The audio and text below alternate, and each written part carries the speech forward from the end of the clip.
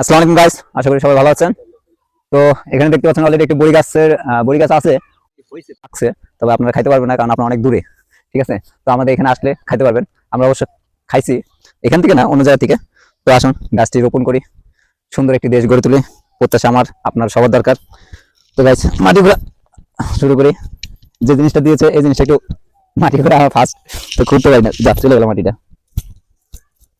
কি জিনিস এটা?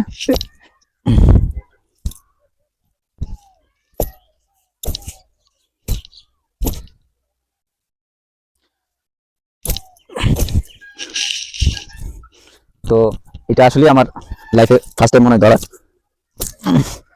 এই জন্য একটু ঝামেলা।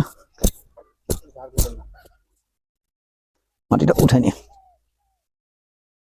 তো গাইস মাটি খোঁড়া শেষ হলো। এটা মাটিটা এটা দিয়ে খুঁড়তে যতখানি কষ্ট হয় না কেন, তাড়াতাড়ি হয়, অনেক তাড়াতাড়ি। কি ব্যাপার ভাই, এত কষ্ট করে? বাবা, 50 কেজি হবে না এটা? এটা মনে হয় বেশি বারো। একটি গাছের চারা রোপণ করেছিলাম এই জায়গায়, তো এখানে আরেকটি চারা দিয়ে দিচ্ছে রাস্তার কিনারে।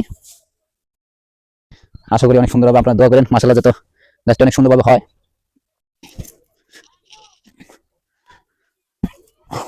মাটিগুলো সবগুলোই দিয়ে দিই, একটু খাল রাখি যাতে পানিটা দিতে পারো। তো গাইস এখানে গাছটি রোপণ করা সমাপ্ত হলো।